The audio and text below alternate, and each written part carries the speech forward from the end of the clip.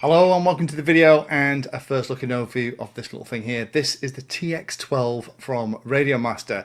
Now this is their brand new radio. It isn't quite out yet. This is actually a pre-production unit that I've been playing with over the last week, but I've had it long enough to kind of do my initial thoughts about it, and there's going to be no differences between the features and functionality of the final unit and this one here, so I thought, you know what, we'll give it a go.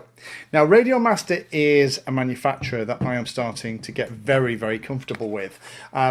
The same way that I was with FreeSky about 4 years ago. This is a TX16S, and as you can probably see here, it is an awful lot bigger than this little TX12. Now, for those of you that have been watching the channel for a long time, you'll know that this kind of mini form factor isn't new. In fact, there was a couple of radios that had a similar kind of layout and size, and those were jumper radios, TS8G and things like that. And when I first started looking at these little radios, I kind of looked at them and thought, well, they're kind of a bit toy, aren't they? But I've had an awful lot of messages from people who absolutely love these things. They are fantastic for pinchers. They are fantastic for people that don't have big hands. They are fantastic for kids who are learning to fly, or fantastic for a really small compact radio that you can put in a backpack if you don't want to use something like a Tango 2 or something like an X-Lite. So let me go through what is on here and what this is all about. This is an OpenTX radio. So no surprises there at all in terms of how it works and how you set it up. And big thumbs up, because this radio is actually supported by OpenTX. They haven't done what other manufacturers have done, which is just kind of try and keep the internals the same so that you can kind of fudge it and use a different radio image for OpenTX. This is fully supported, which is great. So let me unbox it and go through the specs. So this is how it arrives. The box is an awful lot smaller than you expect, but then the radio is as well. And you'll see there's a couple of other tricks in here that they've used to make the radio very, very small indeed. All the specs are on the back. Don't worry, you don't have to freeze that. I'll kind of talk through them in a moment. But the way the radio comes out of the packet and the way it's set up is pretty standard stuff. So again, this is the TX12 transmitter. Size is 170 by 159 by 108 millimeters. The weight, I'll put it on the scales in a minute and we'll have a look, is listed as 363 grams. It's lovely and lightweight in the hand, and even when you put either a 2S battery or 18650 batteries inside, it is a very, very nice weight. The quality of plastics on this has been a pleasant surprise. As you saw in the introduction, it isn't an expensive radio at all, and you would expect there to be a kind of very plasticky feel to it, but there really isn't. Sadly, no case with it, and a very simple manual to get you going. And if I undo this little thing here, there we go. So we have the antenna that screws into the top, which is great. And they also have a blanking plate. I always like to install the antenna before I power it up. You have to be really careful. If you power up the electronics, then you could damage it. And of course, you've got the folding handle as well. Really nice addition. The rest of it looks pretty standard stuff. We have the battery compartment on the bottom, and then we have the switches in all the usual places. And again, if we wanted to use this for something like a Crossfire, Tracer or Ghost, it has a full speed inverter, so we could just take off the antenna, pop on this blanking plate at the top, triple check that we haven't enabled the onboard radio control, and then we are away. Now, there is something to note with this. The onboard radio control system in here isn't a full 4-in-1. It's actually a 1-in-1. It's using a single chip multi-protocol setup, the CC2500. Now, that's one of the chips that's already in the 401 systems that you've probably seen in some of the other radios. And that means that rather than have the full range of all the different protocols that are available, it is only supporting Corona, High-Tech, Futaba, SFHSS, FR-Sky, D16 and D8 protocols, Radio Link and Graupner HOTT. So if you have one of those protocols with the receivers that you want to bind to, this will work absolutely fine.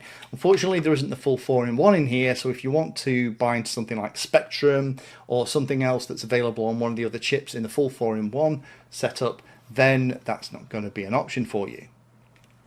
On the shoulders, we have a 3-position switches on both sides, and feel quite nice actually. We have momentary switches in the A and D positions, and again 3-position switches in the B and C positions. So no 2 positions and no momentary switches. Navigation is the same for controls, and the rotary control on this feels absolutely beautiful. I think they've used the metal roller from its sister radio, the TX12. So it's a very similar layout in terms of how you get into the system, the model menu, and everything else feels very familiar. The little sliders on the side, they're not super duper, but they're serviceable. And then cool thing at the back, full size JR bay. So again, if you want to use this with your Crossfire Tracer, your Ghost system, this would be a cracking radio to do it if you want more controls and a different feel to one of the small radios. Pulling out the battery bay, in there's the connector for a 2S battery, and also that's where the SD card would go. There isn't an SD card supplied in the box, unfortunately, but you can just download the right version of the files onto any SD card and pop it in the bottom, and away you go. The tray that's supplied is an 18650 tray. It does say make sure that you have got it the right way round, that you don't do anything daft. Let me grab a couple of 18650s and I'll power it up and show you what it looks like. So with the 18650s in position, triple checking I have got it the right way round, because there isn't protection if you accidentally put it the wrong way around. I'm going to fire it up. Again, you can use this without the SD card, although with the SD card it has got a speaker in here, so you are going to get all the voices and all of the good stuff that you can do if you have an SD card with all the auxiliary OpenTX files on there.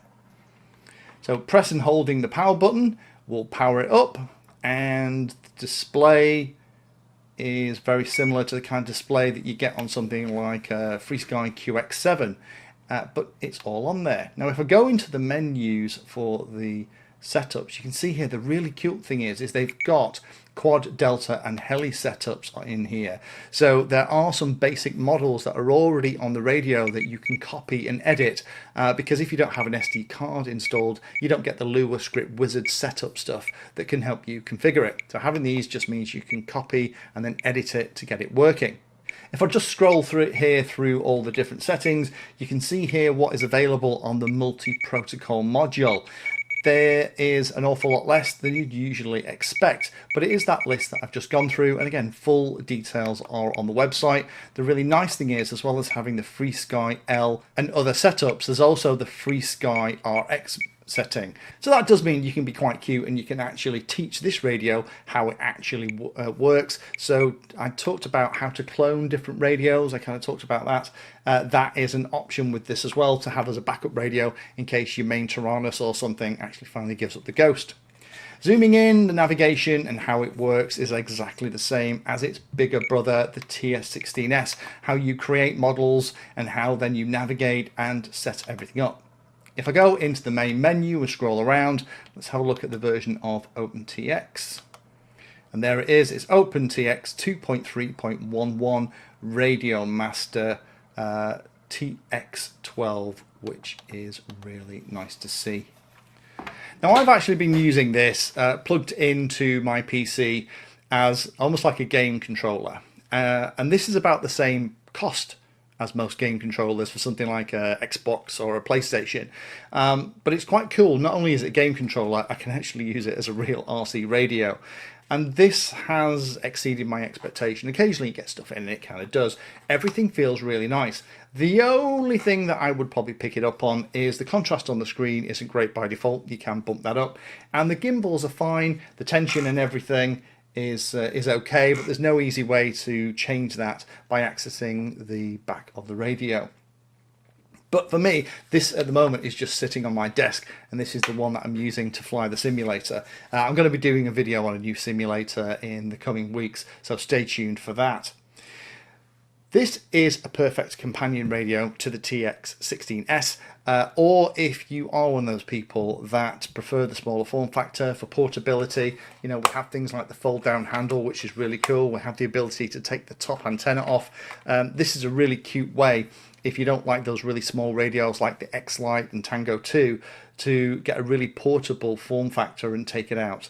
I like the fact that it's got the 4-button navigation. I'm really used to that with my other RadioMaster radios, so this is really easy to go through and set up. And there are enough switches for most pilots. There isn't a momentary switch, there's no 2-position switches, but the little press buttons do mean things like you can do stuff with pre-arm for beta flight and other settings too. Full speed inverter for the JR bay, and a full-size JR bay means that if you want a radio, a really portable little radio for your Tracer Ghost Crossfire system, this is a cracking option. And the port at the top, the little USB port, is actually a charging port as well. So if you have a 2S LiPo in here or your 18650s, then you can just plug it in and you can charge it with that as well. Or you can connect it up to your computer and use it like I've been as a simulator joystick thing. Only a couple of things to be aware of here. Obviously, there is the warning at the top talking about don't plug your antenna in if you're going to power the internal RF. Be really careful of that. That's so easy to do with a removable antenna. I'm probably going to use mine with something like the TBS Tracer kit for portability with smaller wings, where the smaller antennas are actually going to work for me really well. So that's the way I'm probably going to use this when it isn't sat on my bench as a SIM controller. Remember that the internal radio frequency stuff in here, this isn't a 4-in-1 multi-protocol module, so you don't have the full list. It is a reduced list, but if your receivers run one of those protocols, or you've had a heavy investment in FreeSky stuff and you're looking for a cute little radio, then this might be the one for you, particularly as you can do the thing about cloning your existing radio and using OpenTX and Companion to copy all the information across so that you have a backup of all of your models handy that you can link to without rebinding as well.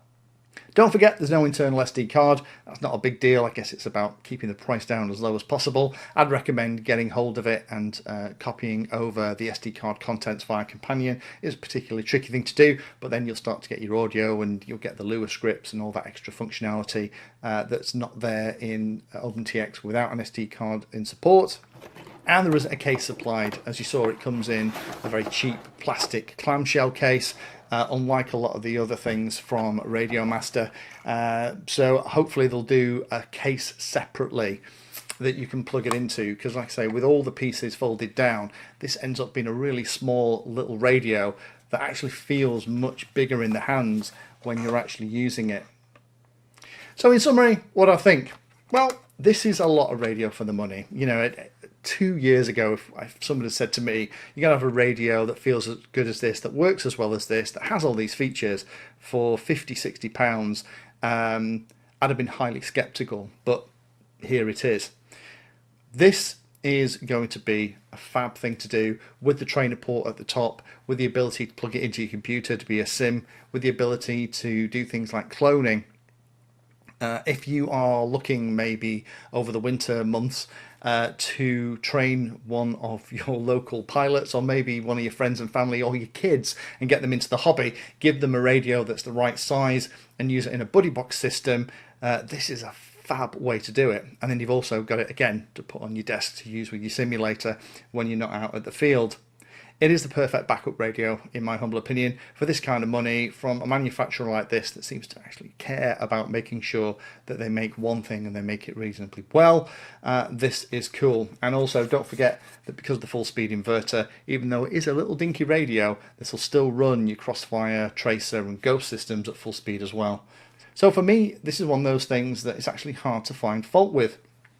If this is the kind of format of radio that you like, smaller one, so either maybe you're a pincher, you have smaller hands, maybe it is for a child to learn to fly with, this is pretty fab. Thank you for watching my video and watching right to the very end. If you want to find out what I'm currently working on, you can follow me on social media by searching for Painless360 in the usual places. If you'd like to become part of the inner circle, then you can become a Patreon. Details are in the description and you get lots of additional benefits. Check out the playlist section on the channel too. I organise all of my videos into playlists, and it's called something like Introduction to or for Beginners. All of the content is aimed so that you can start at the very beginning, and it teaches you that subject, starting with simple principles and moving up to teach you everything you need to know.